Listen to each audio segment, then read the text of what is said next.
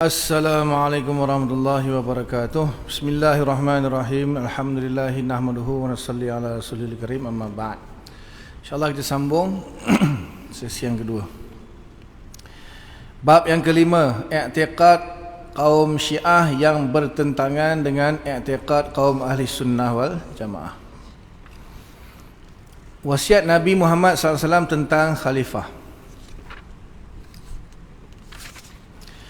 Kaum Syiah mengatakan bahawa ketika Nabi Muhammad SAW kembali dari Haji Wada' menuju Madinah, beliau singgah dan berhenti di sebuah tempat antara Mekah dan Madinah, namanya Ghadir Khum.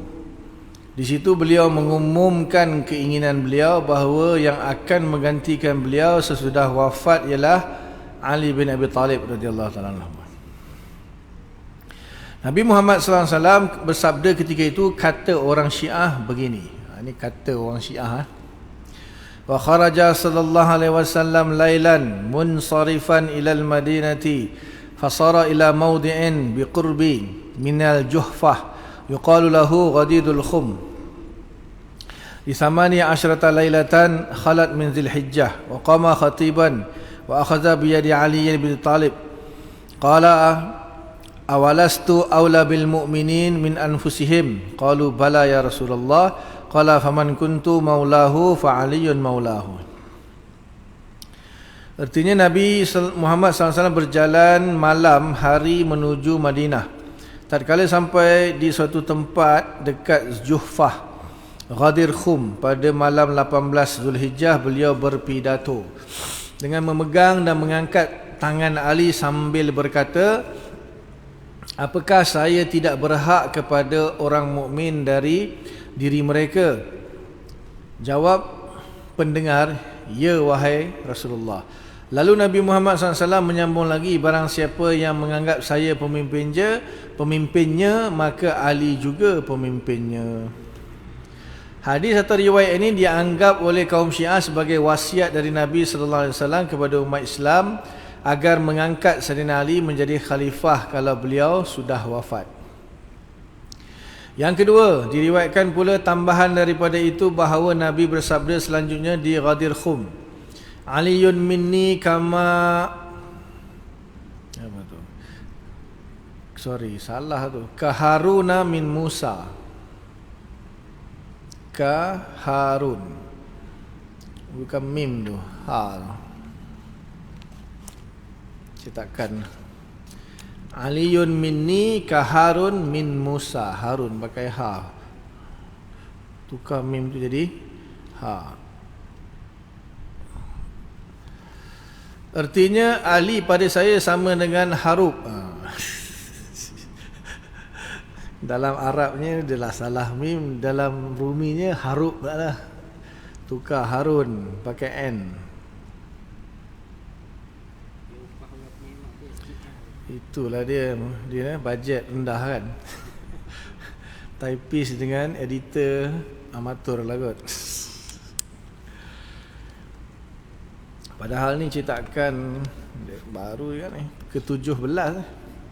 Cetakan ke-17 2020. Itu dia, Pustaka Aman Press. Ya, masalah nak tahqiq kitab ataupun edit tu memang proses dia, masya-Allah. Siapa yang rajin hantar apa? Buat apa? Dia akan cetakkan ke-18 nanti, insya-Allah. Betul kat sini, tempat lain tak salah.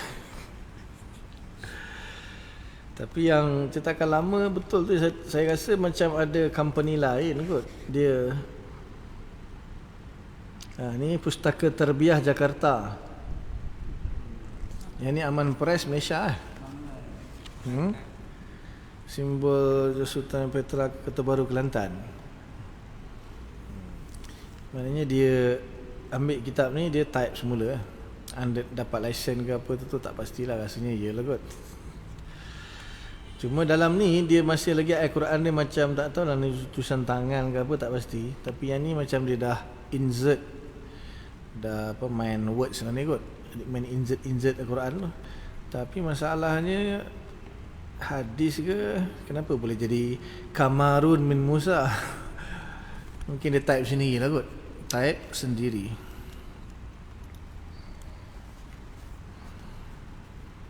Ya Allah, angkatlah orang yang mengangkatnya dan hinalah orang yang menghinanya. Allahumma wali man walahu wa adiman adahu. Ya Allah, angkatlah orang yang mengangkatnya dan hinalah orang yang menghinanya. Selanjutnya disabdakan oleh Nabi sallallahu alaihi wasallam, walaqad du'itu ila rabbi wa inni mujibun wa inni mughadirukum min hadhihi dunya wa inni tarikun fikum syaqalain kitabullahi wa itratul baiti. Artinya, dan sesungguhnya ajal saya sudah dekat, saya telah dipanggil oleh Tuhan dan saya akan memenuhi panggilan itu. Saya akan meninggalkan kepadamu dua hal penting, iaitu kitab Allah dan keluarga ahli rumahku, Ahlul Bait. Seorang pengarang tarikh Syiah Al-Majlisi, nama lengkapnya Maulana Muhammad Baqir Al-Majlisi, meninggal wafat tahun 1111 Hijriah, 1111. Melanjutkan dongeng ini dalam buku sejarahnya yang bernama Hayatul Qulub. Hayatul Qulub. Qulub dia tak ada LL1 ya. Kalau Qulub nanti kan Qulub ini.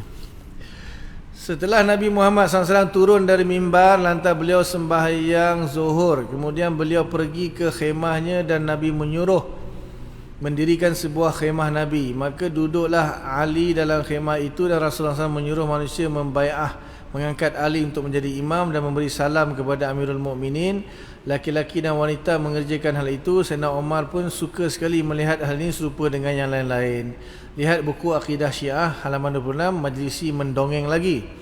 Ayat-ayat Al-Quran sudah beberapa kali turun menyuruh Nabi Muhammad SAW supaya mengangkat Ali sebagai khalifah sesudah beliau wafat, tetapi Nabi Muhammad belum juga menetapkan waktu untuk itu kerana beliau takut tidak akan diterima orang. Barulah ada kesempatan setelah beliau pulang dari Haji Wada' pada tanggal 18 bulan Zulhijjah di satu tempat yang bernama Ghadir Khum. Ayat yang dimaksudkan itu ialah yang tersebut dalam surah Al-Ma'idah ayat yang ke-67 yang artinya begini: Hai Rasul, sampaikanlah apa yang diwahyukan kepada engkau dari Tuhan, dan kalau itu tidak engkau kerjakan, maka bererti engkau tidak menyampaikan tugas perutusan dari Tuhan. Tuhan memelihara engkau dari manusia. Sesungguhnya Tuhan tidak memberi petunjuk kepada kaum yang tidak beriman. Ya ayyuhar rasul balligh ma unzila ilaik. Fa illam taf'al fama ballaghta risalatah. Maknanya yang maksudnya nak disampaikan tu bahawanya sampaikanlah apa Sayyidina Ali. Sayyidina Ali itu adalah khalifah. Kaum Syiah mengatakan bahawa risalah yang diberikan kepada Nabi Muhammad untuk disampaikan kepada manusia ialah mengangkat Sayyidina Ali menjadi khalifah sesudah Nabi. Ini kalau dekat video ni memang mati saya ni. Tengok ustaz ni Syiah. Inilah hadis yang dinamakan hadis Ghadir Khum yang dipakai oleh kaum Syiah untuk menetapkan bahawa pangkat khalifah itu sudah diwasiatkan oleh Nabi kepada Sayyidina Ali karamallahu wajhah. Barang siapa yang melanggar wasiat ini, maka orang itu dikutuk Tuhan dan dikutuki Rasul, kata orang Syiah. Oleh kerana itu, maka sahabat-sahabat Nabi Muhajirin dan Ansar yang berkumpul di Saqifah Bani Sa'idah pada hari wafat Nabi yang mengangkat Sayyidina Abu Bakar menjadi khalifah, pengganti Nabi adalah orang yang terkutuk kerana beliau menerima pelantikan itu tanpa hak, katanya. Bukan saja Abu Bakar, tetapi juga Khalifah Umar dan Khalifah Uthman juga adalah orang-orang yang terkutuk yang merampas hak Ali untuk menjadi khalifah. Demikianlah ringkasan hujah Syiah. Baik, diketahui terlebih dahulu bahawa hadis Ghadir Khum ini adalah satu-satunya dalil yang terkuat bagi kaum Syiah untuk menegakkan faham mereka. Kaum Ahlussunnah wal Jamaah menjawab, hadis Ghadir Khum ini adalah dongeng orang Syiah sahaja yang disiar-siarkan oleh seorang pengarang kitab Syiah, Yaqub Al-Kulini, meninggal tahun 328 Hijriah. Hikayat Ghadir Khum ini tidak ada tersebut dalam kitab-kitab hadis seperti Sahih Bukhari, Sahih Muslim, Ibnu Majah, Abu Daud dan lain-lain. Hanya sebahagian dari isi hadis Ghadir Khum ini ada terdapat dalam kitab hadis Tirmizi dalam bab Manaqib Ali, tetapi tidak dalam rangka hikayat Ghadir Khum. Berkata Ibnu Hajar Al-Haytami rahimahullah dalam kitabnya As-Sawa'iqul Muhriqah fi Raddi 'ala Bid'ah wa Zanadiqah, petir yang membakar untuk menolak kaum bid'ah dan zindik. Pada halaman 25 bahawa hadis Ghadir Khum dinyatakan hadis dhaif oleh Abu Daud dan Imam Abu Hatim Ar-Razi, sehingga tidak akan dijadikan sebagai sandaran bagi soal-soal i'tiqad. Selanjutnya Imam Ibn Hajar mengatakan bahawa banyak imam-imam hadis yang mendhaifkan hadis Ghadir Khum ini. Jelaslah maknanya kita ahli sunnah wal jamaah untuk asas akidah mestilah hadis yang bukan saja hadis, masalahnya dia punya subut dan dalalah dia qat'i. Subut dan dalalah dia qat'i. Sebelum ni kan dah bahas kan, faham kan?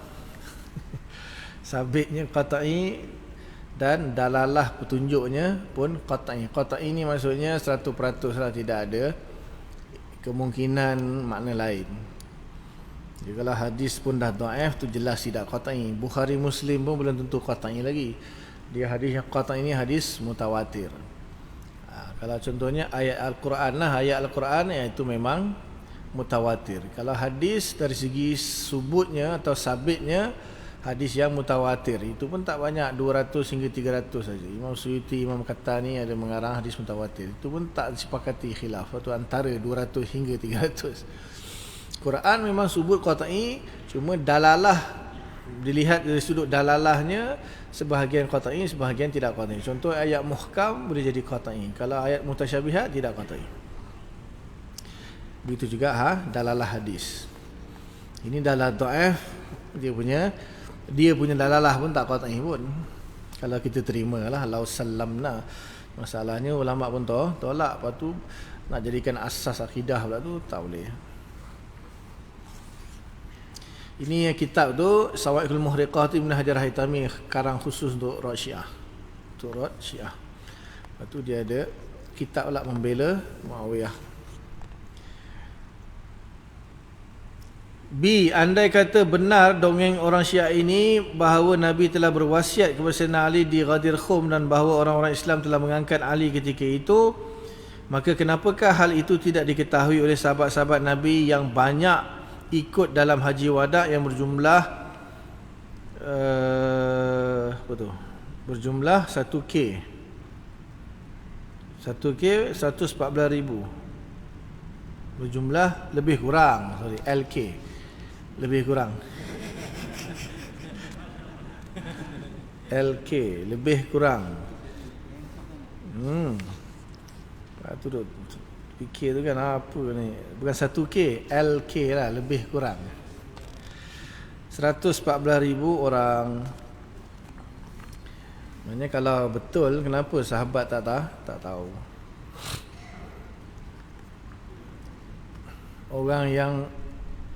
Orang yang tak ada di waktu kejadian lebih mengetahui daripada orang yang ada pada waktu kejadian. Itu mustahil. C. Andai kata hadis Ghadir Khum ini ada, kenapakah tidak dipatuhi oleh orang Muhajirin dan orang Ansar, iaitu sahabat-sahabat Nabi yang terkenal patuh dan taat kepada Nabi, dan kenapakah mereka sepakat ijma' mengangkat Sayyidina Abu Bakar menjadi khalifah sesudah Nabi wafat? Andai kata hadis Ghadir Khum ini ada, kenapakah Sayyidina Ali sendiri ikut membai'ah, yakni mengangkat Sayyidina Abu Bakar, membai'ah Sayyidina Umar dan membai'ah Sayyidina Osman? Andai kata hadis Ghadir Khum ini ada, kenapakah tidak dikemukakan oleh Sayyidina Ali di mesyuarat Saqilah Bani Sa'idah, Saqifah Bani Sa'idah, atau di tempat lain di Madinah pada hari wafat Nabi, agar semua orang Islam jangan tersalah mengangkat Sayyidina Abu Bakar? Inilah pertanyaan-pertanyaan yang bisa dijawab oleh kaum Syiah. Diakui memang Nabi ada berkata, tetapi bukan di Ghadir Khum, iaitu ucapan beliau yang serupa dengan ucapan Ghadir Khum itu. Tersebut dalam sahih Imam Tirmizi.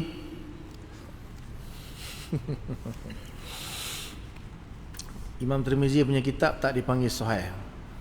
Tetapi kalau dia yang dimaksudkan nama kitab salah. Dia ada dua nama ulama khilaf, sama ada Jami' Tirmizi atau Sunan Tirmizi. Sahih Tirmizi dua, sahih tak ada. Yang ada Sahih Bukhari, Sahih Muslim, ataupun yang lain-lain selain yang berkutubus sittah tu, Sahih Ibnu Khuzaimah, Sahih Ibnu Hibban, yang lain-lain lagi. Tapi tak tahu yang dimasukkan hadis Sahih dan Tirmizi itu tak pasti. Tapi kalau terdapat dalam kan seolah-olah nama kitab Jami' atau Sunan, dua je ulama khilaf. Sebab kitab Imam Tirmizi ni nak kata Jami' pun boleh, nak kata Sunan pun boleh. Apa maksud Jami'? Jami' ni yang mengumpulkan, iaitu yang mengumpulkan sekurang-kurangnya 8 bab yang utama. 8 bab yang utama. Masalah kitabul iman, kitabul fiqh lah maksudnya, bab solat, taharah semua sampai habis. Kemudian kitabul manaqib, kitabul tafsir, kitabul adab, kitabul apa lagi, dia ada 8, kitabul fitan, macam-macam. Jadi ada 8 bab lebih kurang. Tapi kalau kitabul sunan ni maksudnya kitab-kitab hadis yang dikarang mengikut susunan kitab fiqh, seperti Sunan Abu Daud, Sunan Ibnu Majah, Sunan Nasa'i. Yang paling besar tu Sunan Kubra Imam Baihaqi. Dia buka-buka aje kitabut taharah. Si Imam Tirmizi memang buka-buka aje kitabut taharah, tapi masalah di belakang-belakang dia tu ada bab-bab dalam kitab Jami'. Tu setengah ulama kata Jami' pun boleh, Sunan pun boleh. Rawah Tirmizi juz salis Asyra Sahifah 165. Artinya barang siapa yang memimpinnya, maka Ali memimpinnya juga. Man kuntu maulahu fa aliyun maulahu. Itu bunyi hadis dia. Man kuntu maulahu fa aliyun maulahu. Artinya barang siapa yang saya memimpinnya, maka Ali memimpinnya juga. Hadis riwayat Imam Tirmizi, lihat Sahih Tirmizi disebut sahih juga. Jami' ataupun Sunan Tirmizi juzuk 18 halaman 165. Juzuk 18 halaman 165. Juzuk 18 bukan jilid juzuk bukan jilid. Jilid sama. Banyak jilid 18. Yang saya ada syarah Tirmizi pun, syarah Aridatul Ahwazi pun berapa jilid je. Tuhfatul Ahwazi pun berapa je. Mungkin ada sunnah ni Hadis ini menurut kaum ahli sunnah wal jamaah bukanlah nas yang positif untuk menunjuk Ali sebagai khalifah pengganti Nabi. Hadis ini tidak mengatakan khalifah sesudah saya adalah Ali, tetapi hanya dikatakan barang siapa yang menganggap saya pemimpinnya, maka Ali juga pemimpinnya. Ini dalalah yang saya akan sebut. Dalalah dia tak jelas, petunjuk dia tak jelas. Dalalah tu petunjuk, memahami sesuatu daripada sesuatu tu dalalah. Jadi tak jelas lah, tak seperti mana kalau betul-betul terus terang lah kan. Tapi ini tak jelas, dalalah dia tak qat'i. Bukan saja Ali tetapi juga sahabat-sahabat lain biasa dikatakan oleh Nabi Muhammad SAW sebagai pemimpin umat Islam sesudah Nabi wafat, sebagai ucapan beliau yang terkenal, ikutilah dua orang sesudah aku mati, iaitu Abu Bakar dan Umar. Banyak hadis ini.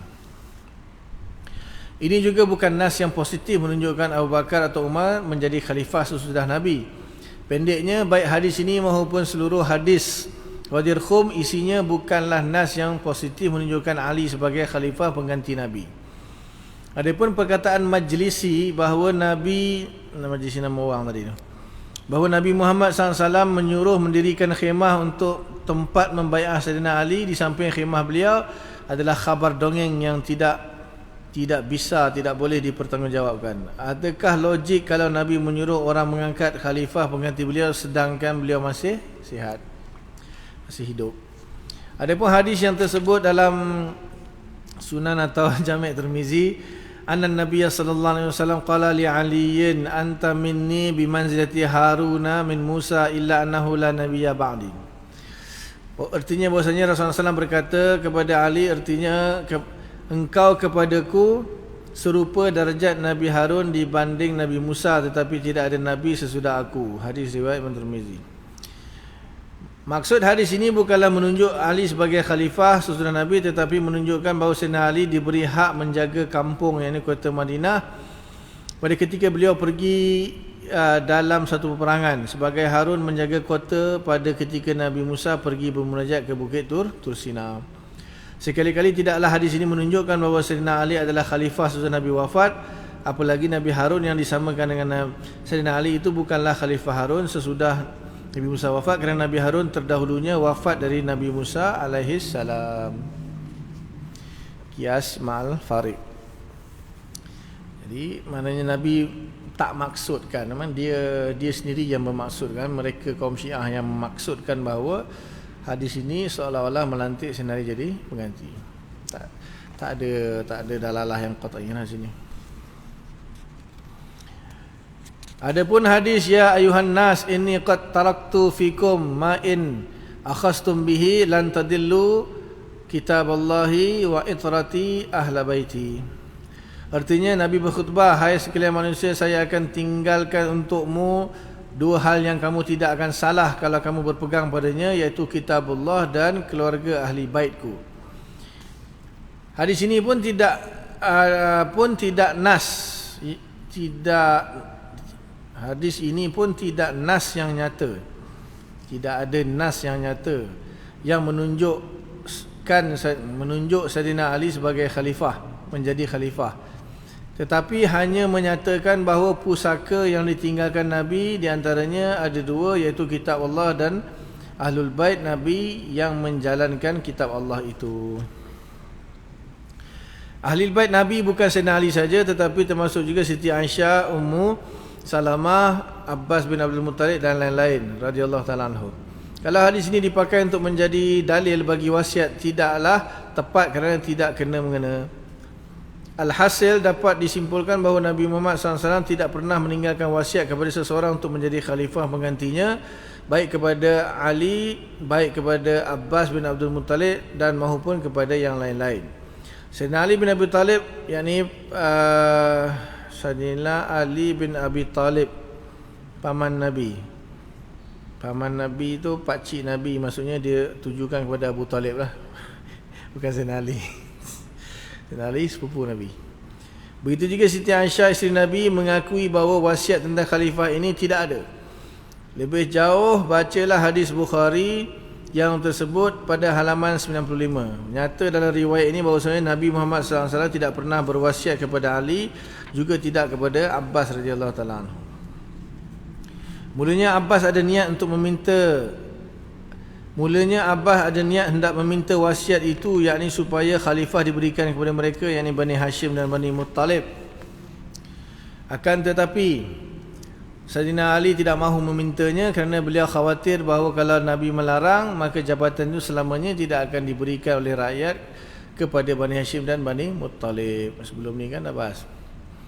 Andai kata ada wasiat dari Nabi di Ghadir Khum kepada Ali, sudah barang tentu Ali akan menjawab bahawa wasiat itu tidak perlu lagi kerana sudah diberikan di Ghadir Khum. Pandai juga dia. Maknanya yang apa, kan Sayyidina Abbas minta pergi jumpa Nabi tu, Nabi dah sakit kan, minta beritahu siapa pengganti yang akan menggantikan Nabi kalau Nabi wafat. Kalau hadis Ghadir Khum tu betul, Sayyidina Ali kata apa? Takkan Sayyidina Ali kata tak payah minta, nanti kan kalau Nabi tak bagi, kalau dia bagi okey, kalau dia tak bagi, maknanya nanti akhirnya semua Bani Hashim, Bani Muttalib takkan dapat lah, sebab Nabi dah sekali dah tak bagi, sampai keturunan tak dapat. Kenapa Sayyidina Ali tak jawab? Jangan risau, Nabi dah bagi dah. Betul. Dia punya dalil saling tanakut. Dalil sesama dia pun dah tanakut dah. Punyalah gairah dalam nak membawa dalil, akhirnya dalil dia sendiri sama-sama dalil tanakut, bertentangan. Tanakut tu maksudnya bertentangan. Andai kata wasiat itu sudah ada di Ghadir Khum yang didengar oleh beribu-ribu rakyat yang pulang dari haji bersama Nabi, tentulah Sayyidina Abbas tidak akan mengajak Sayyidina Ali untuk meminta wasiat itu lagi. Masa tu Ibn Abbas tak ada. Dia boleh jawab lah. Ya, kalau tak ada Sayyidina Ali jawab lah, maknanya dah dapat lah. Kenapa jawapan dia lah lain? Tak nak minta kan reject kan, habis satu keturunan semua tak dapat. Ini satu bukti bahawa hikayat Ghadir Khum adalah hikayat yang dibuat-buat oleh kaum Syiah sahaja. Dan tersebut lagi dalam hadis Bukhari begini, zukira indal Aisyah radhiyallahu taala anha anna Nabiy sallallahu alaihi wasallam awsa ila aliyin faqalat man qalahu laqad ra'aitu an-nabiy sallallahu alaihi wasallam wa inni lamusnidatuhu ila sadri fada'ali bit-tisti fan khansa famata fama sya'artu fakaifa awsa ila Ali, rawahul Bukhari. Artinya disebut orang di hadapan Siti Aisyah radhiyallahu taala anha bahwasanya Nabi Muhammad SAW akan berwasiat kepada Ali. Maka Siti Aisyah berkata, siapakah yang mengatakan ini? Saya melihat Nabi Muhammad SAW ketika beliau meninggal dan saya menyandarkannya ke dadaku, kemudian beliau meminta kendi dan beliau sesudah itu beribadat, maka beliau terus wafat ketika itu. Bagaimanakah bisa, bagaimanakah boleh jadi beliau berwasiat kepada Ali? Mana Siti Aisyah yang berada bersama Nabi ketika wafat tu pun tak tahu yang ada wasiat yang disampaikan oleh Nabi kepada Sayyidina Ali. Siti Aisyah musuh Sayyidina Ali, memanglah dia takkan. Nyatalah dari keterangan Siti Aisyah Ummul Mukminin bahawasanya Nabi tidak pernah berwasiat kepada Ali untuk menjadi khalifah. Andai kata ada, tentulah Siti Aisyah radhiyallahu taala anha akan mengemukakannya bahawa ada wasiat di Ghadir Khum, kerana Siti Aisyah radhiyallahu anha ikut bersama Nabi dalam haji wada'. Sekali lagi dapat disimpulkan keyakinan i'tiqad dari kaum Ahlussunnah wal Jamaah bahawa Nabi tidak pernah berwasiat tentang siapa yang akan menjadi khalifah beliau. Hal ini hanya diserahkan kepada umat, kepada rakyat, kepada ahlul hilli wal aqdi, cerdik pandai dalam negeri yang akan mengangkat khalifah yang akan menjalankan pemerintahan dan agama sesudah wafat khalifah ketua negara yang mendahuluinya. Dan rakyat sesudah Nabi telah mengangkat dengan sah Sayyidina Abu Bakar radhiyallahu anhu menjadi khalifah yang pertama. Inilah i'tikad kaum Ahlussunnah wal Jamaah.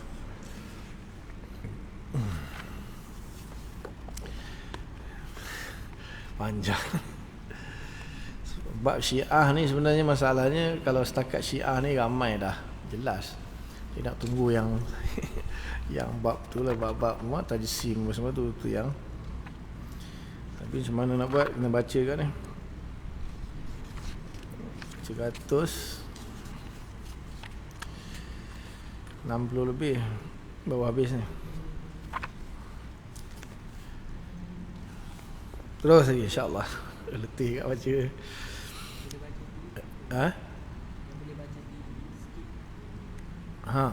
Macam mana? Kita ada 2 lagi pertemuan depan ni. Minggu depan, pengumuman minggu depan tak ada kan? Minggu depan bagi laluan kepada ustaz lain. Minggu berikutnya, selang 1 minggu. Sebab kita tinggal 10 bulan 10. Minggu depan tak ada, lepas tu 17 ada lagi. Lepas tu 24. Ada, maknanya selang minggu depan je lah tak ada. Untuk 17 dengan 24 ada. 10 tak ada minggu depan ada bagi laluan untuk ustaz lain. Sebab kita tinggal 2 je. 2 tu nanti macam mana tu? Sebab kalau tuan-tuan tengok dia dekat, dia ada buat satu kesimpulan ujung sekali. Tapi kalau Syiah ni panjang, Syiah paling panjang. Selain daripada yang kusra akhir tu kan, itu kesimpulan semua sekali. Cuma dia punya dalam bab apa ni, yang panjang ni, dia cerita 2 lah. Satu sejarah, satu fahaman. Jadi sejarah tu ceritalah macam mana munculnya fahaman tersebut. Lepas Syiah ni dia akan masuk Khawarij, muka surat 169, kemudian 175 i'tikad Khawarij yang bertentangan dengan ahli sunnah wal jamaah. Lepas tu masuk 187 sejarah ringkas Murji'ah. Lepas tu i'tikad kaum Murji'ah bertentangan dengan kaum ahli sunnah. Lepas tu Mu'tazilah. Mu'tazilah panjang sikit. Kemudian i'tikad kaum Mu'tazilah bertentangan dengan Ahlussunnah wal Jamaah. Panjang. Kalau Mu'tazilah memang panjang sebab memang paling banyak kita erat Mu'tazilah dalam akidah Asy'ariyah. Lepas tu baru masuk apa lagi? Qadariyah. Qadariyah ni tentang takdir. Lepas tu Qadariyah bertentangan dan sebagainya. Macam mana?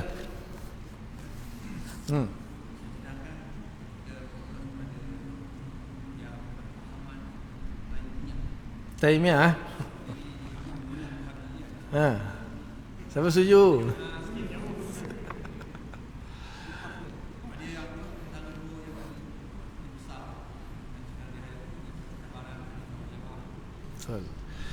Okey. Macam ni.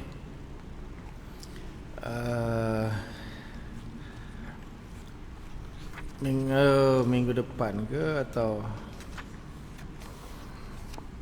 minggu yang satu lagi itulah, kita boleh pergi terus kepada muka surat 417 tu. At least sekurang-kurangnya kita ada gambaran lah, semua sekali ni. 417 tu saya baca sampai saya cuba terangkan satu persatu. Lepas tu baru kita pilih masuk, contohnya Taimiyah ke Wahabiyah. Sebab apa? Syiah jelas semua orang tak, yang orang confuse sekarang ni Wahabi dengan Taimiyah, dua itu. Banyak orang confuse. Sebab tengah dua pertemuan je lagi.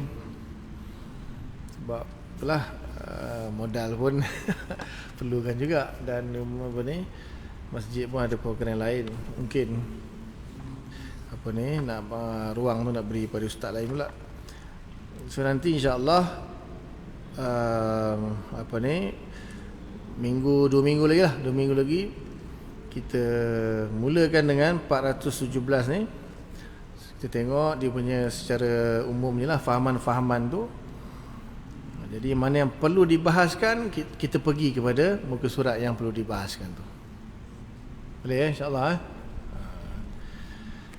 So sekarang ni ada setengah jam lagi ni. Saya nak baca yang Syiah sampai habis, dia pun tak larat sebenarnya.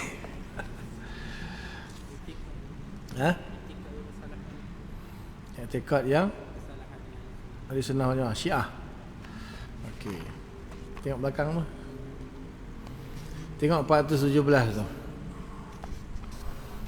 417 ya. I'tikad firqah lain. Okey. Untuk Syiah khususnya, ketiga-tiganya terkutuk kerana merampas khalifah dari tangan Sayyidina Ali radhiyallahu taala anhu. Imam yang pertama adalah Sayyidina Ali. Ahlussunnah wal Jamaah, khalifah yang pertama Sayyidina Abu Bakar, kedua Sayyidina Umar, ketiga Sayyidina Uthman itulah. Sebelahnya Syiah. Yang kedua, khalifah boleh diangkat dengan musyawarah ahlul hilli wal aqdi. Hilli wal aqdi ni maknanya para ulama atau orang kata syura lah. Ahlul hilli wal aqdi ni biasa ada di negara-negara yang bukan negara Islam. Macam Thailand. Kalau kita memang sultan lah, sultan, ketua agama, dia lantik mufti. Ahlul hilli wal aqdi ni biasa ada pada negara-negara macam Thailand yang bukan Islam. Dia ada kumpulan ulama dia, ahli syura dia. Dia panggil ahlul hilli wal aqdi. Orang yang boleh membuat dan meleraikan akad. Imam harus ditunjuk oleh Nabi Muhammad SAW dengan wasiat. Maknanya Syiah kata imam wasiat. Kita kata tak, imam musyawarah. Pemilihannya melalui mesyuarat ahli syura ataupun ahli hilli wal aqdi. Yang ketiga, khalifah orang biasa, tidak maksum, tidak menerima wahyu. Itu ahli sunnah. Syiah kata khalifah masih menerima wahyu dan juga maksum. Wahyu ni wallahu taala alam, nanti kita tengoklah, maksudnya jelasnya kalau sebelum ni kita baca tadi pun dia wahyu macam mana Nabi dapat wahyu, macam tu dia dapat wahyu. Tapi ilham tu kita kata tak salah lah, ilham. Jadi ilham masih boleh. Kalau wahyu secara istilahnya maknanya seperti Taurat, Injil, Zabur, Quran lah, tu wahyu, kalam Allah. Tapi kalau ilham, jangankan khalifah, lebah pun Allah bagi wahyu dalam bentuk ilham, tapi dia panggil wahyu juga. Siti Maryam pun dapat wahyu, ibu Nabi Musa pun dapat wahyu juga. Kalau Allah guna perkataan wahyu tapi maksudnya ilham. Jadi kalau maksudnya di sini wahyu yang macam Nabi, itu khalifah dia pun dapat wahyu juga. Dan maksum ni terpelihara daripada kufur, dosa dengan kazib. Itu biasanya kalau maksum lah, lagi kita nabi-nabi, rasul-rasul maksum, itu maksum terpelihara,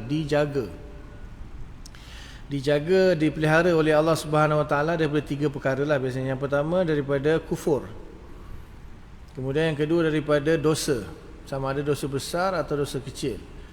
Yang ketiga daripada kazib. Kazib ni berdusta. Walaupun dusta ni dah masuk dosa lah pun, sama aja. Cuma nak highlightkan dia sebab tugas Nabi ni kan menyampaikan wahyu, jadi dia tak mungkin kazib. Kalau dosa ni selain daripada kazib lah. Kazib pun dosa juga, tapi nak highlightkan tu, berita yang disampaikan oleh Nabi tu benar. Itu makna maksum. Jadi bagi dia khalifah pun maksum. Yang keempat, tidak mempercayai adanya khalifah gaib. Yang Syiah mempercayai adanya khalifah gaib yang akan keluar di akhir zaman. Tak tahulah maksud dia gaib itu hilang ke macam mana ke, ya bang?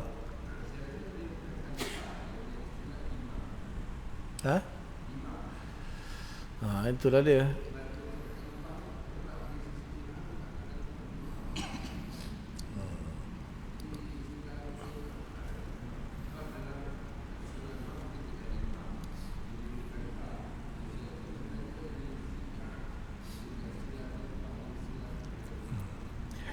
Itu pun satu masalah lagi tu, buku ni. Sebab masyhurnya imam lah. Kalau Syiah dia tak panggil khalifah, dia panggil imam. Sekejap dia guna imam, sekejap dia guna khalifah. Atas tu dia guna imam, bawah tu dia guna khalifah. Itu yang confuse tu. Jadi percayanya ada khalifah ataupun imam yang gaib yang akan keluar akhir zaman. Maksud gaib ni itulah dia, maknanya dia ada dah, lepas tu hilang, bersembunyi ke apa ke, betapa ke, lepas tu dia muncul balik. Kalau kita, ya memang Nabi akan keluar nanti Imam Mahdi kan. Imam Mahdi memang daripada keturunan ni lah, Hasan. Tapi dia belum lahir lagi lah. Dia tak adalah gaib. Dia memang tak ada lah gaib. Memang kalau masuk gaib tak ada tu, ya itu kita terima juga, memang tak ada. Ni masuk gaib ni dia dah ada, hilang, bersembunyi ke apa tak tahu nanti muncul balik.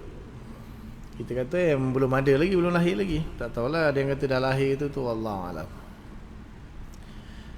Kepercayaan kepada khalifah bukan rukun iman. Menurut Syiah, kepercayaan kepada imam adalah satu. Sebelah dia kata khalifah, sebelah dia kata imam. Kacau tu buku ni. Nampak? Yang kelima, kepercayaan kepada khalifah bukan rukun iman. Kalau Syiah percaya kepada imam adalah satu rukun. So seolah-olah macam khalifah dengan imam tu menurut dia sama kot. Menurut pengarang kitab ni sama kot. Wallahu alam. Kita kata masalah imamah itu masalah fiqh, bukan masalah akidah. Tapi Syiah menganggap salah satu rukun iman. Siapa tak percaya kepada khalifah, kufur ataupun imam. Yang keenam, kitab kedua adalah kitab hadis Bukhari. Kitab yang kedua adalah Al-Kafi, karangan Yaqub Al-Kulini. Kita ahli sunnah wal jamaah setelah Al-Quran. Setelah Al-Quran kita percaya, kita menerima kitab hadis sebagai hujah lah. Dan di antara kitab-kitab hadis yang paling sahih itu Sahih Bukhari lah. Tapi ni pun masalah juga kalau dibuat style macam ni. Maknanya kita kutubus sittah lah. Senang sepatutnya kita kata kutubus sittah. Dia letak Bukhari saja ni sebab hadis dalam Bukhari 4,000 je. Hadis dalam Bukhari 4,000 je. Tak banyak. Yang berulang-ulang jadi 7,000 lebih. Yang tak berulang-ulang 4,000 je lebih kurang. Hadis Bukhari. Kita kitab yang kedua nanti bercanggah pula nanti dengan kata Imam Syafi'i, tidak ada kitab yang lebih sahih setelah Al-Quran melainkan kitab Muwatta' Imam Malik. Ya, tu kacau lagi ni. Maksudnya setelah Al-Quran ialah kitab-kitab hadis, terutamanya kitab Kutubus Sittah. Apa tu Kutubus Sittah? Bukhari, Muslim, Tirmizi, Abu Daud, Nasa'i, Ibnu Majah. Dan ada lagi selain daripada itulah yang masih diterima. Tapi Syiah dia tak terima tu. Memang dia orang Bukhari ke Muslim dia tak terima. Dia hanya bagi dia kitab yang kedua ialah kitab Al-Kafi karangan Yaqub Al-Kulini. Tak tahu berapa puluh jilid tu, saya tak pasti. Kemudian yang ketujuh, mushaf yang sah ialah mushaf Utsmani. Mereka Syiah mushaf yang sah ialah mushaf Ali. Dengar kata ada 10 jilid, 10 juzuk lagi tambahan. 40 juz. Kita 30 juz je Quran, dia 40 juz. Mushaf Ali katanya. Artinya yang ke-8, erti Ahlul Bait ialah ahli keluarga termasuk isteri Nabi. Menurut Syiah, erti Ahlul Bait hanyalah keturunan Ali dengan Siti Fatimah radhiyallahu taala anha. Yang ke-9, tidak mengganut fahaman wahdatul wujud. Sekarang tengah kecoh. Iaitu serba Tuhan. Dah ada bahas dah, ada yang tanya tu kan, wahdatul wujud tu. Dah jelaskan tu. Yang ke-9, Syiah mengganut fahaman wahdatul wujud, iaitu serba Tuhan. Yang ke-10, Ahlussunnah wal Jamaah, Islam sudah cukup pada waktu Nabi Muhammad SAW wafat. Sudah sempurna lah maksudnya. Syiah nombor 10, Islam belum cukup, maksudnya belum sempurna ketika itu kerana masih ada wahyu-wahyu ilahi untuk imam-imam Syiah. Yang ke-11, taqiyah bukan rukun iman. Yang Syiah, taqiyah juga salah satu rukun iman. Taqiyah ni berpura-pura. Berpura-pura lah. Dia berlakon lah. Taqiyah ni dia berlakon. Dia boleh tipu. Depan orang tak mengaku. Boleh. Kemudian yang ke-12, raja'ah tidak ada. Yang ke-Syiah mempunyai adanya raja'ah. Raja'ah ni kembali.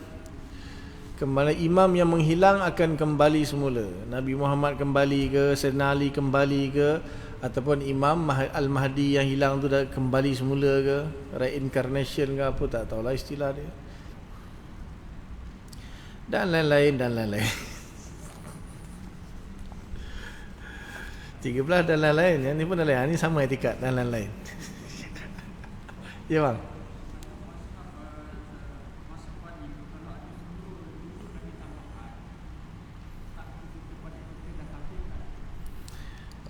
Itulah dia. Memang ada sebahagian Syiah memang yang dikafirkan, memang ada. Memang ada. Sebab Al-Quran tu kan tak ditolak pun tak boleh, ditambah pun tak boleh. Cuma nanti kita bacalah keterangan dia apa yang dimaksudkan dengan apa Mushaf Ali tu. Dia ada tajuk dia besar dia lah. Kita tengok surat berapa ni. Tadi kita berhenti persoalan apa imam ke erti Ahlul Bait. Salah sila imam kaum Syiah. 152.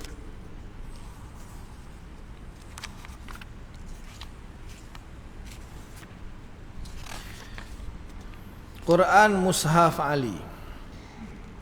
Sebahagian kaum Syiah berpendapat bahawa Quran yang dipakai ialah Quran Mushaf Ali, sedang kaum Ahli Sunnah berkeyakinan bahawa mushaf yang dipakai ialah Mushaf Utsman, iaitu sebagai mushaf-mushaf yang tersedia di Indonesia dan Malaysia sekarang dan di dunia. Antara dua susunan itu ada perbezaan. Quran susunan Ali dimulai dengan surah Fatihah, sesudah itu surah Yusuf, sesudah itu surah An-Nisa, sesudah itu surah Al-Maidah dan seterusnya. Adapun Quran Musa Utsman dimulai dengan surah Al-Fatihah, sesudah itu surah Al-Baqarah, sesudah itu surah Ali Imran, sesudah itu surah An-Nisa, sesudah itu surah Al-Maidah dan seterusnya. Sejarah ringkas persoalan mushaf ini begini. Mulanya Al-Quran pada zaman Nabi Muhammad SAW belum tersusun dalam satu mushaf sebagai sekarang ini. Ayat-ayat Quran suci hanyalah dihafal oleh para sahabat Nabi yang mendengar dari Nabi, dan ada yang menulisnya pada pelepah-pelepah tamar, pada tulang-tulang, pada tembikar putih dan lain-lain.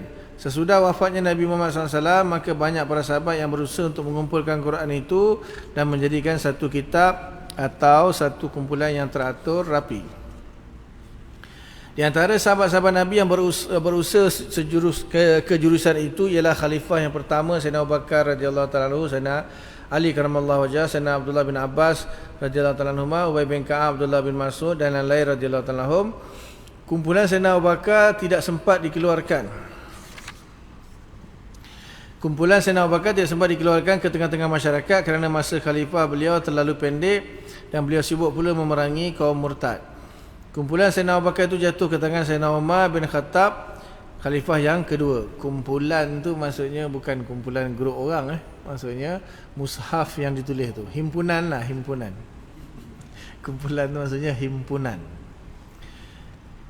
Dia ada sejarah dia tu sebenarnya, panjang nak cerita nanti tu.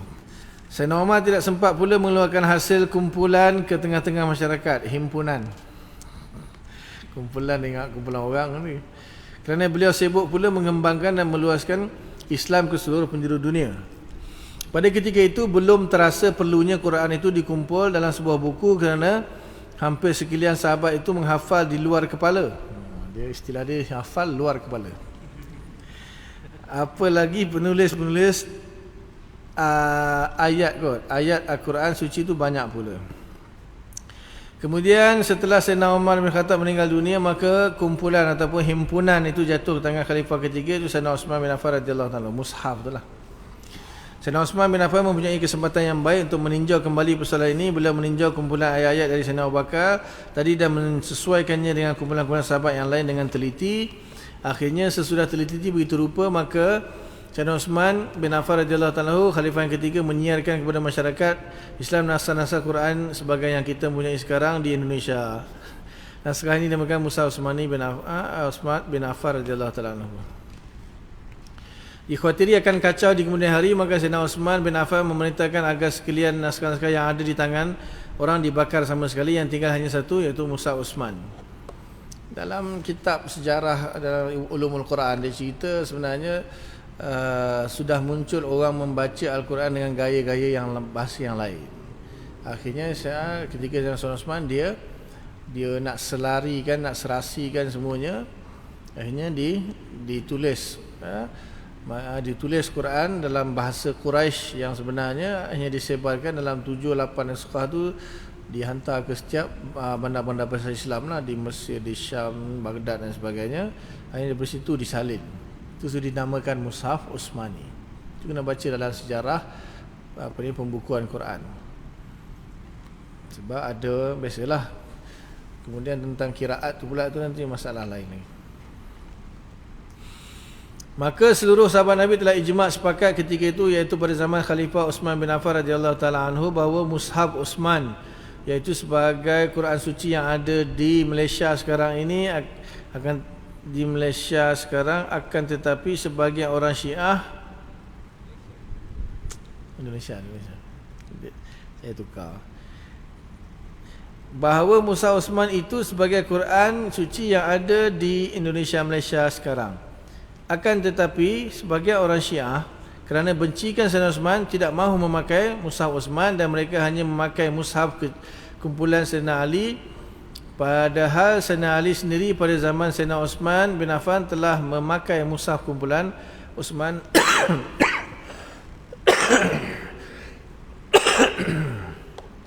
itu.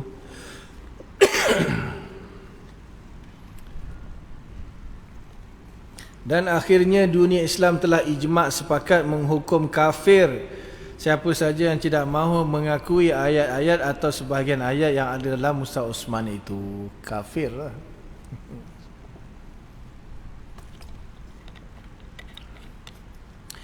Dalam menilai Mushaf Ali yang dipakai oleh orang Syiah, Ibnu Nadim berkata dalam kitab Al-Fihrisat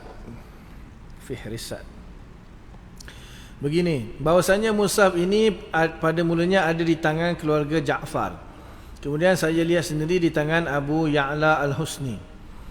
Mushaf yang ditulis oleh Ali yang telah hilang beberapa lembar kertas.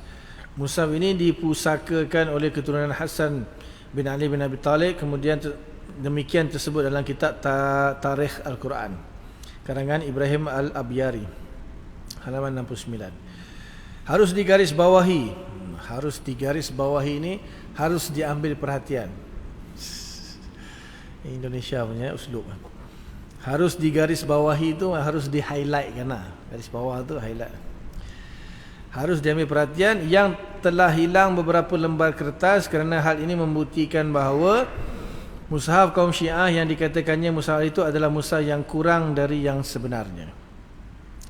Hal ini dapat dilihat pada Talkhisul Bayan fi Majazil Quran. Karangan Syarif Reda, cetakan dari Ihya'il Kutubil Arabiyah Al-Qahirah tahun 1955 Masihi. Syarif Reda hanya menguraikan Quran sampai pada surah Insyirah atau surah Alam Nashrah. Jadi 20 surat sesudah Alam Nashrah tidak ada lagi. Syarif Reda adalah seorang ulama Syiah yang terkenal yang mengarang juga kitab Haqa'iqut Ta'wil fi Mutasyabihatit Tanzil. Penyusunan kitab Nahjul Balaghah dan lain-lain. Lahir di Baghdad tahun 359 Hijriah, meninggal tahun 406 Hijriah. Jadi dapat ditegaskan bahawa kaum Ahli Sunnah wal Jamaah memakai Mushaf Utsmani, sedangkan sebahagian kaum Syiah memakai Mushaf Sayyidina Ali karamallahu wajhah. Inilah perbezaan yang prinsipal. Di sini dia tak ceritalah yang tambahan 10 juzuk tu, sebab ada setengah mengatakan tu yang kitab Al-Kulini tu, yang juzuk dia sampai 40 dianggap sebagai Al-Quran. Wallahu taala alam. Kalau ikutkan cerita ni bahkan bukan tambah kurang. Ada kehilangan beberapa lembaran. Dia itu kalau nak detail tentang masalah ni kena baca ataupun mengajilah kitab tarikh Al-Quran itu. Sebab dia ada kaitan dengan kiraat juga. Sebab Ibnu Mas'ud radhiyallahu taala pun ada kiraat dia yang pelik juga, yang syadz. So cuma nanti setelah sampai satu zaman, ulama ahli sunnah sepakat yang betul-betul diterima hanya 7 jenis qiraat sahaja. Dia walaupun Mushaf Utsmani tapi dia ada 7 jenis qiraat. Kita yang kita pakai ni qiraat Imam Imam Asim bin Abi Najud, riwayat daripada Imam Hafiz, ikut tariq Imam Syatibi. Ada lagi qiraat Ibnu Katsir, qiraat Nafi', qiraat 7 saya tak ingatlah, saya tak mendalami sangat qiraat ni, tapi 7 tu diiktiraf sebagai mutawatir. Selain tu dia ada qiraat asyarah dengan qiraat isna asyarah 12 lagi. Qiraat-qiraat yang syah antaranya qiraat Ibnu Mas'ud pun syah juga. Tapi isu dia setengah ulama masih lagi menggunakan sebahagian qiraat tu untuk beristidlal. Contohnya Imam Abu Hanifah dalam Lamastumun Nisa dia guna qiraat Ibnu Mas'ud, lamastum tanpa ada alif, itu qiraat Ibnu Mas'ud. Ya bang.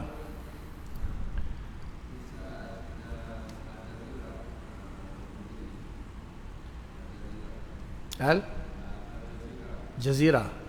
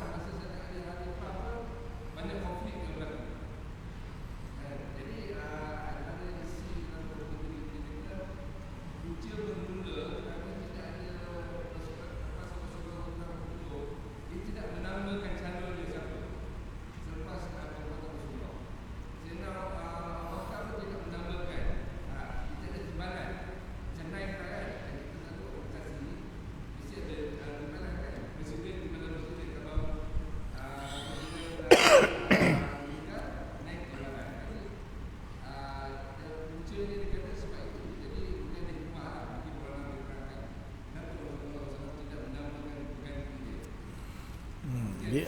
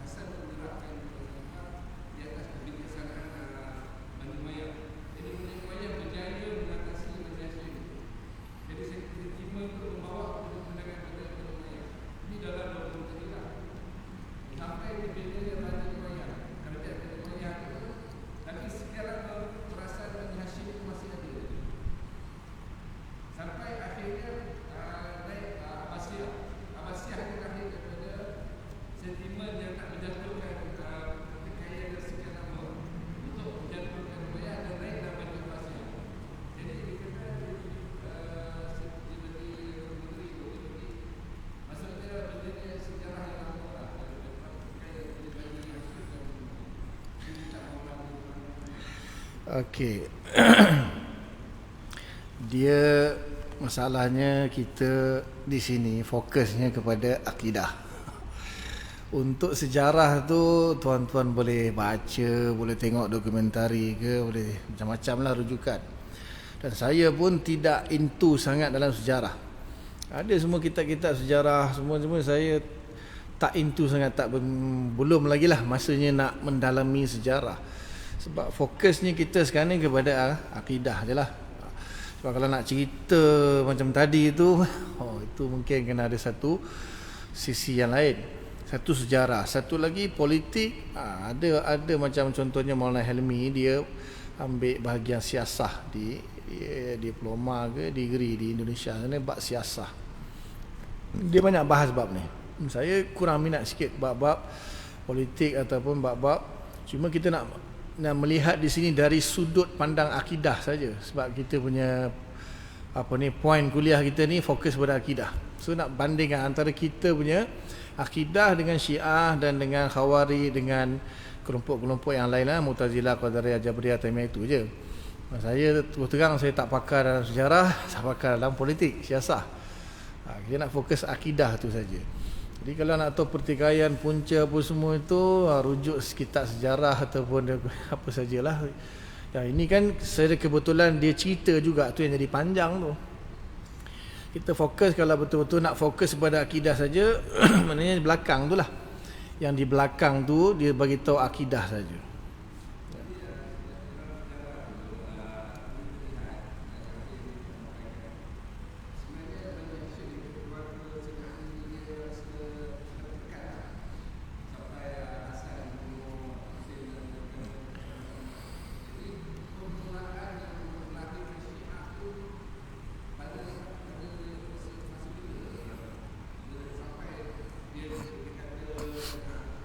Dia kalau ikutkan apa yang diceritakan ini, Abdullah bin Sabah lah.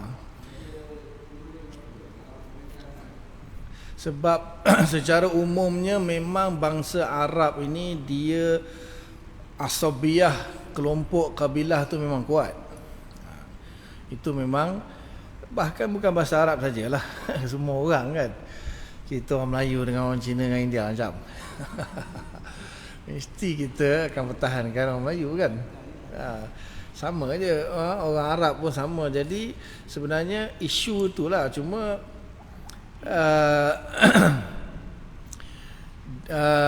bila saya kata tadi kita fokus sebab akidah saja, so kita tak mau masuk babak lain kan. Jadi maknanya satu je, kalau ada sekiranya benda tu sudah ditakdirkan oleh Allah Subhanahu Wa Taala dan benda tu dah berlaku pun, dah berlaku. So apa yang kita nak ambil daripada sini, ya, dari sudut tu kita, bagi kita bab imamah ni semuanya bab fiqh. Sebab tu Nabi tak pernah pinpoint siapa yang akan menggantikan, semua tak ada. Sebab itu fiqh, bab fiqh, bukan bab akidah. Kalau bab akidah mesti Nabi sampaikan. Sebab tu Syiah cuba nak membawa umat Islam kepada bahawa masalah imamah ni masalah akidah. Nabi tunjuk. Kalau Nabi tunjuk, maknanya Nabi dah lantik, memang itu jadi akidah lah.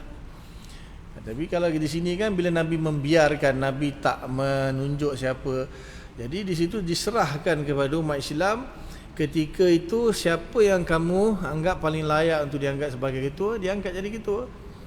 Jadi kita tengok daripada Abu Bakar Siddiq, Sayyidina Umar, semuanya diangkat oleh majoriti umat Islam. Semua setuju. Mungkin ada beberapa yang tak setuju. Jadi kita bagi kita ini masalah fiqh. Sekarang kita tak ada imam. Sekarang kita tak ada imam pun. Tak ada khalifah kan. Kita hanya ada negara, setiap negara diketuai oleh, kalau Malaysia lah, agung. Agung pula ada, dia punya giliran 5 tahun sekali. Lepas tu per negeri pula ada sultan-sultan dia. Kan? Siapa yang khalifah yang sebenar? Siapa imam yang sebenar? So kita tak perlu ada. Sebab itu masalah fiqh. Tak ada pun tak apa. Syiah tak boleh. Siapa tak percaya imam kufur. Kat situ point je lah kita nak bahas di sini. Adapun kenapa punca pertikaian sejarah tu semua, itu panjang bab dia nak bahas, dan benda tu pun sejarah yang menceritakannya pun banyak khilaf. Jadi kita pun tak tahu mana satu yang kita nak ni kan. Jadi fokus kepada akidah je lah. Saya pun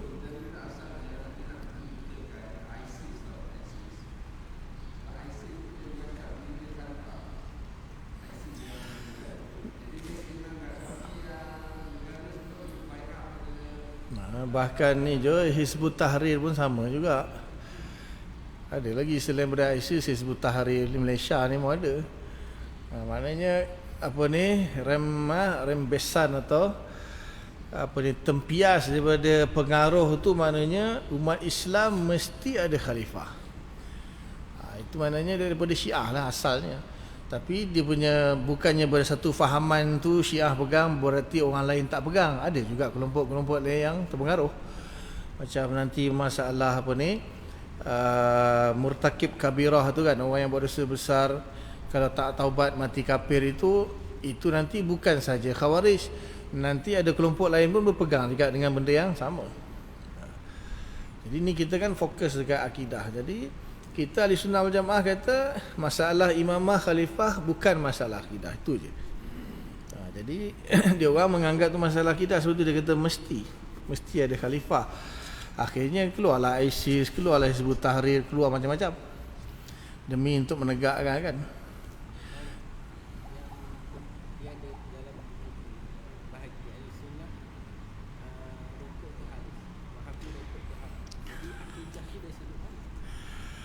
Okey. Macam tu lah sapu khuf tu. Masalah sapu khuf tu jugalah.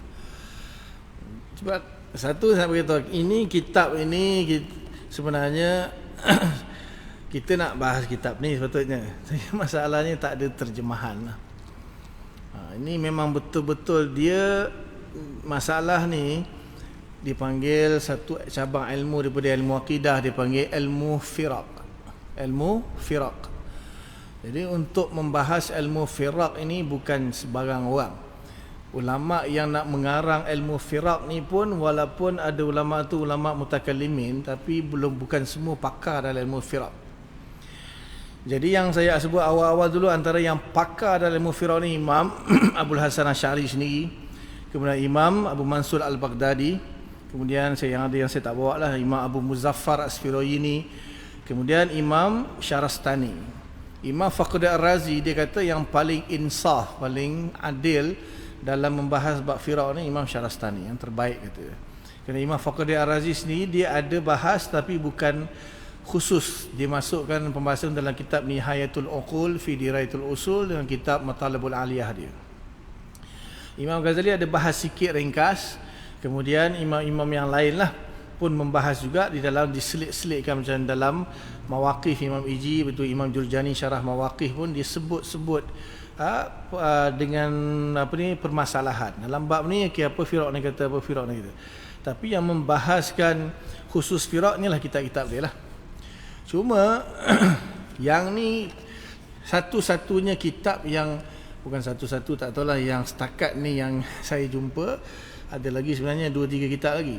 Terjemahan kitab apa ni, Maqalat Islami ni pun ada sebenarnya. Saya ada terjemahan kitab Maqalat Islami.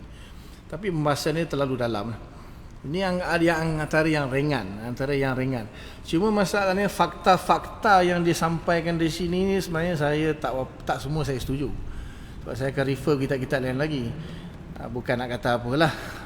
Jadi dia masukkan dalam bab rokok. Kat belakang ni tengok ni Wahabi kata rokok haram, ahli sunnah kata rokok tidak haram. Dari mana sudut akidah tu, kat mana pula kan dia punya sudut akidah dia? Okay, tentang masalah rokok sebelum tu kita bagi fikir. Kenapa dia kata haram? Sebenarnya tidak ada dalil yang mengatakan rokok itu haram. Tidak ada dalil. Tapi fatwa kebangsaan Malaysia 1997, fatwa kebangsaan Malaysia 1997, rokok haram. Merokok itu haram. Merokok itu haram. Kenapa rokok itu haram? Indonesia kata tak haram, Malaysia kata haram. Jadi Malaysia Wahabi. Okey, rokok ni, kalau siapa pernah pergi kilang rokok?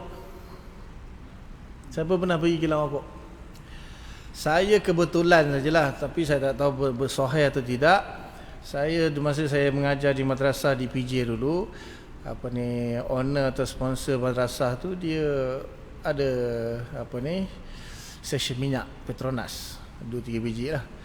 Petronas stesen minyak ni dia wajib jual rokok. Wajib jual rokok. Siapa tak jual dia tarik balik lesen dia. Lepas tu dia tanya saya kata macam mana ya saya nak buat ni, wajib jual rokok ni Ustaz. Kalau saya tak jual, lesen kena tarik balik. Pakailah fatwa kata yang rokok. Dia kan fatwa kata rokok tak haram, tak sepakat. Kita macam ni saya cerita Ustaz. Dia kata kawan dia supervisor atau manager lah di kilang rokok. Dia kata rokok ni tembakau dia direndam dalam arak. Direndam dalam arak. Sebab dekat PJ tu ada satu kilang guna stout tu besar tu ada. Dekat saya punya berasal dekat situ masa tu, dululah. Dia kata dia orang akan order 1 kontena, 2 kontena, berbarrel-barrel arak dia beli. Dia rendamkan dulu tembakau tu dalam arak, dikeringkan baru sedap. Yang mahal-mahal lah, tak nak sebut jenama lah.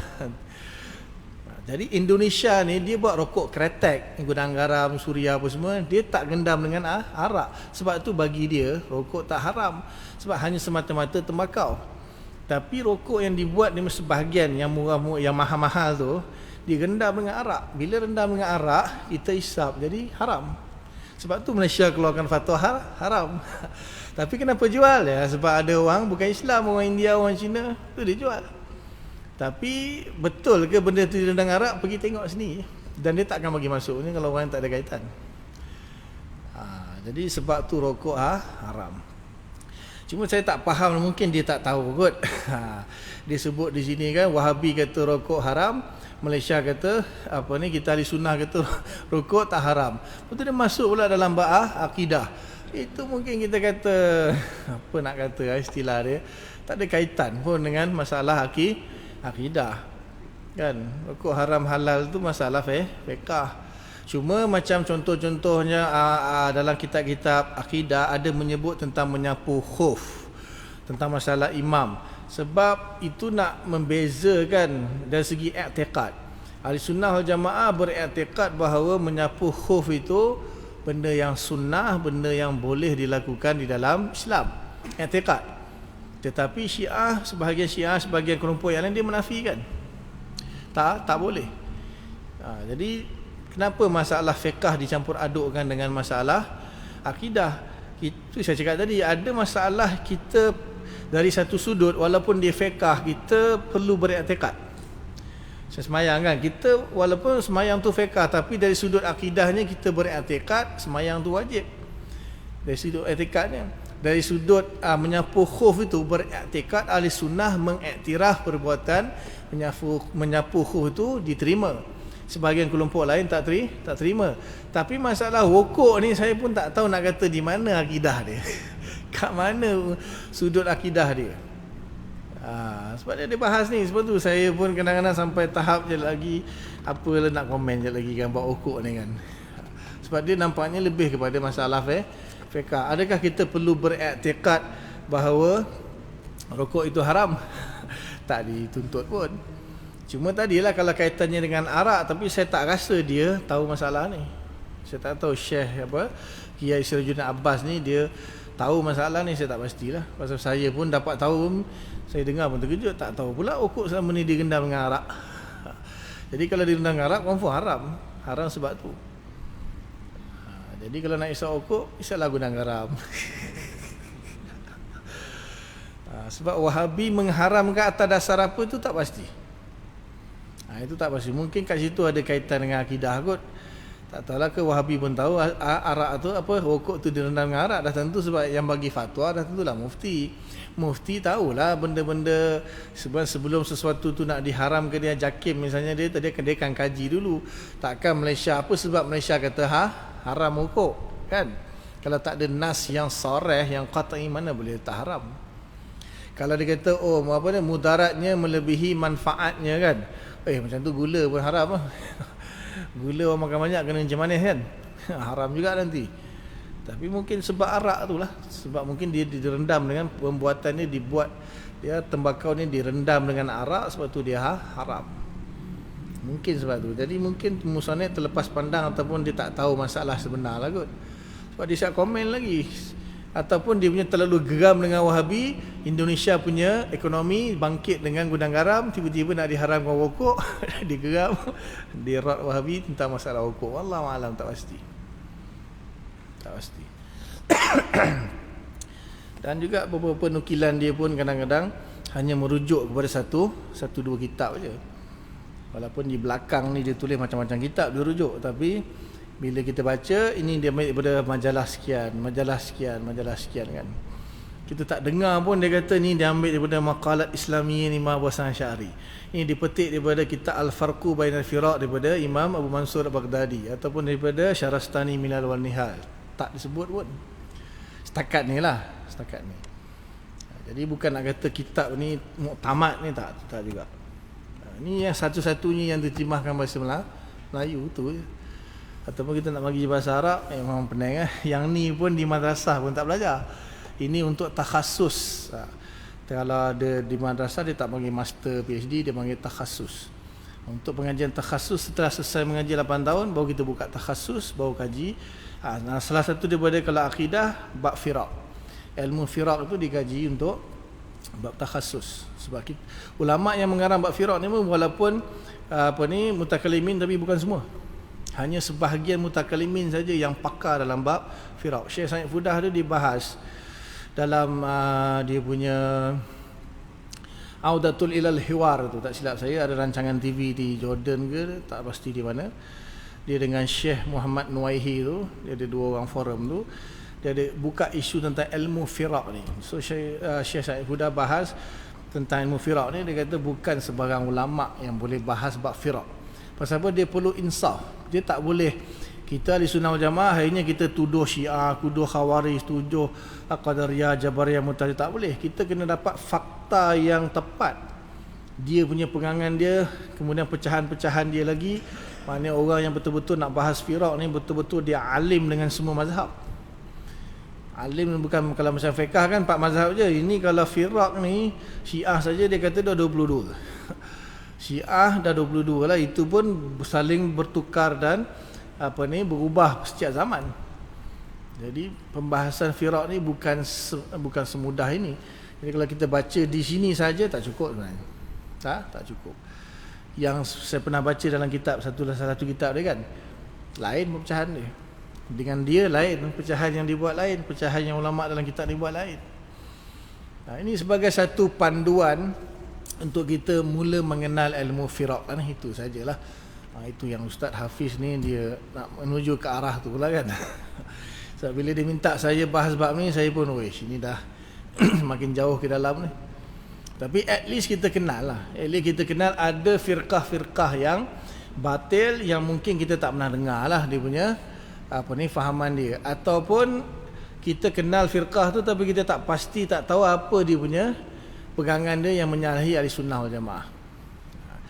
Selalunya ulama-ulama kita bahas, maknanya dalam kitab ahli sunnah wal jamaah sendiri, bila menyebut satu akidah nanti dia akan sebut akidah yang bertentangan dengannya. Selalu macam tu. Tapi ini terus fokus baca sejarah dia, baca fahaman dia yang bertentangan ahli sunnah wal jamaah, kumpulkan, senaraikan. Ini ilmu firaq lah dia panggil. Tapi itulah panjang lah, tak nak selesaikan pun susah. Ambil masa yang panjang juga, tapi insya-Allah lah at least nanti kita ada idea lah apa itu Mu'tazilah. Mu'tazilah apa fahaman dia yang bercanggah dengan Ahlussunnah wal Jamaah. Qadariyah apa fahaman yang bercanggah dengan Ahlussunnah wal Jamaah. Jabariyah, Khawarij, Syiah, Mujassimah, Musyabbihah, Taimiyah, Wahabiyah, apa yang bercanggah dengan Ahlussunnah wal Jamaah. Insya-Allah nanti kita at least ada idea lah, dapat tahu. Nak perinci satu-satu boleh, tak ada masalah kalau masa mencukupi lah. Kita lebih fokus kepada nanti isu-isu yang sekarang ni kan. Antara isu sekarang ni yang paling hangat itulah dia bab mutasyabihat tu lah. Bab-bab Allah ada tangan, tak ada tangan, ada kaki, tak ada kaki, Allah bersemayam, tak bersemayam, tak arah, Allah di langit, tak di langit. Itu antara yang masyhur sekarang ni, berkembang di sini. Gara-gara itulah fahaman daripada Wahabi. Itu nanti kita fokus insya-Allah. Ada 2 pertemuan lagi insya-Allah. Ya bang.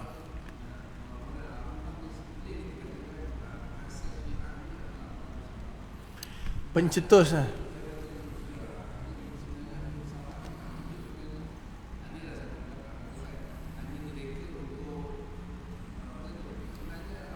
Macam mana kita nak buktikan bahawa pendapat dia itu betul?